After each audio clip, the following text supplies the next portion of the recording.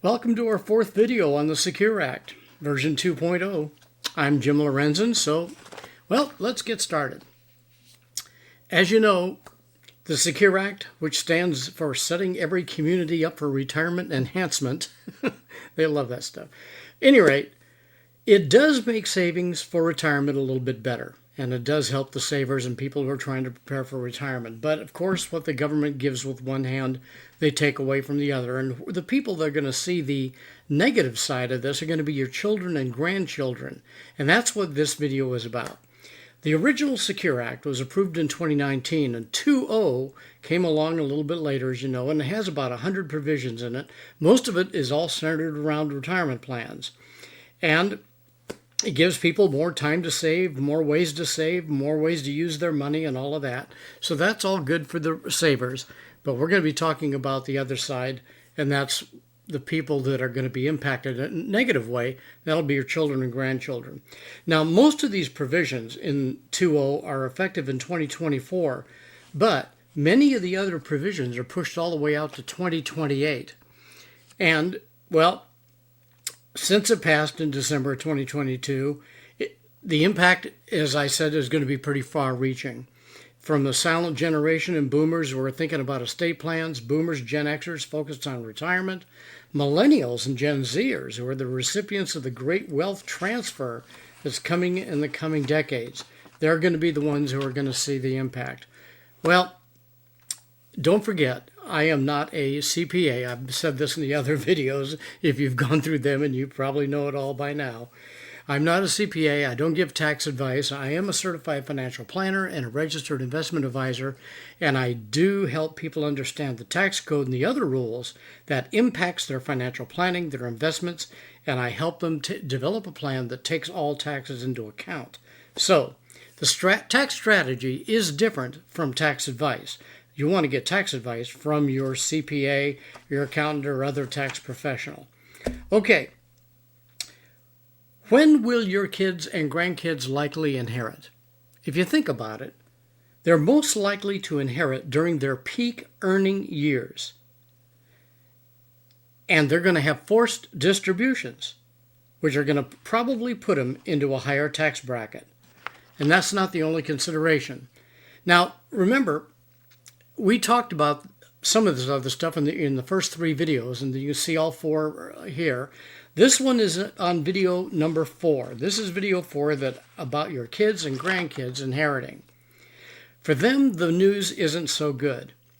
The Secure Act doesn't make them more secure. If anything, it makes the government more secure and them a little less secure. And that brings us to this fourth key point. Your kids can still inherit your IRA, but they can only defer taxes up to 10 years. The old rules that used to allow them to stretch those distributions out over their entire lifetime, those rules are gone. They used to be able to, because they could stretch them out for the lifetime, the annual distribution would be less. But now, everything has to be taken within the first 10 years. They have up to 10 years to do it. Now, it doesn't matter if they do it, all in 1 year. They can do it evenly every year. They can wait till the 10th year. But they have to liquidate in 10 years. Now, not only are these new rules affected by the death of stretch, but it's going to affect estate planning too. Let's take a look. With certain exceptions, and we're going to see the exceptions in a minute. Beneficiaries of IRAs, including Roth IRAs, like I said, have to liquidate within 10 years. As I said, lifetime stretch is allowing for longer tax-free growth and lower distribution amounts. That's all gone now. They got to take it in 10 years. When they withdraw, they're going to have to report it as income and pay taxes on that income. Now, remember what I said? When your kids and grandkids inherit, when are they most likely going to do it? It'll probably be during their peak earning years when they're already in higher tax brackets. This is going to force them into even higher tax brackets. Who knows? Maybe a top tax bracket. And it also can affect FAFSA, that's a student loan application plan. If they have children applying for college, financial aid, anything like that, being forced into those tax brackets could limit their ability to claim those tax credits. Now, there's no rule, as I said, how to draw down the accounts for them. They can do it in 1 through 9 or 10 evenly, or they can wait till the 10th year. But at some point, it's all got to be liquidated by the end of the 10th year. And as I said, probably at their highest tax brackets. So, if you have a large IRA balance and you know it's going to be part of your estate, your reason to do some estate planning is even clearer. Now, I told you earlier, there are exceptions to the 10-year rule, and they're called eligible designated beneficiaries, and here they are on the screen. Surviving spouses, disabled or chronically ill beneficiaries, and those who are not more than 10 years younger than the original owner, and minor children. Now, in the last case, the clock starts when those minor children reach adulthood, and it doesn't include grandchildren or other relatives of the original owner, just the children. So, for all these eligible designated beneficiaries, they still have the stretch. But the children, grandchildren, they don't. And that's the important thing to remember. Oh, by the way, the new rule does not apply to people who've already inherited an IRA. It's only those who've inherited in 2020 or later. Okay. The real lesson for all these changes, particularly the death of the stretch IRA, is that tax planning now is more important than ever before.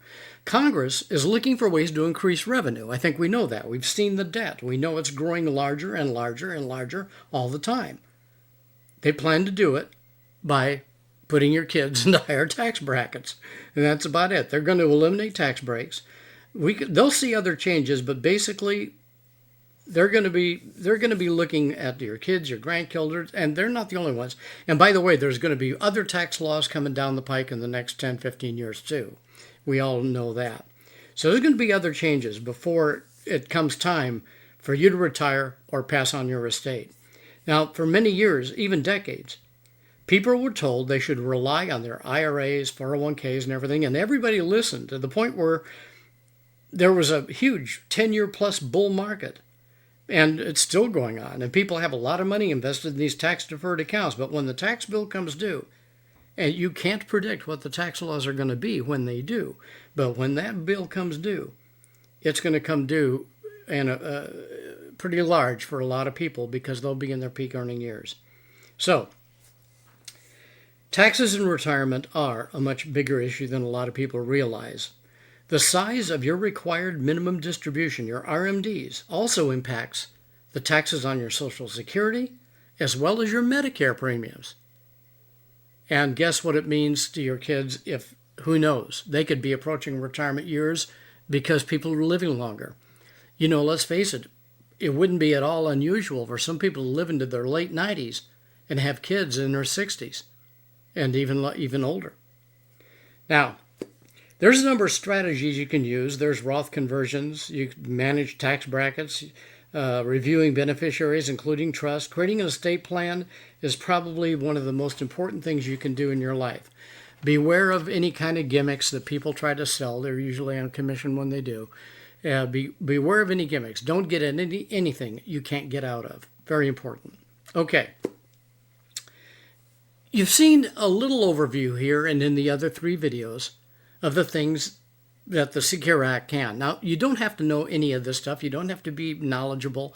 All you have to do is recognize issues that may be important to you, jot them down, and talk them to your with your tax advisor or in your financial advisor. If you don't have one, gee whiz, I wonder where you could get one.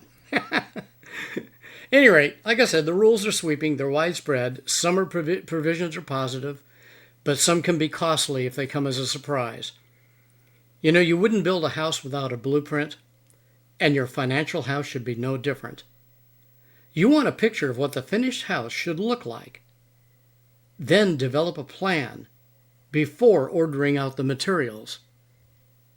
Doesn't matter what kind of house you're building. It all comes with what's the picture of the future? Develop a plan to reach it before you start buying things to put it in place.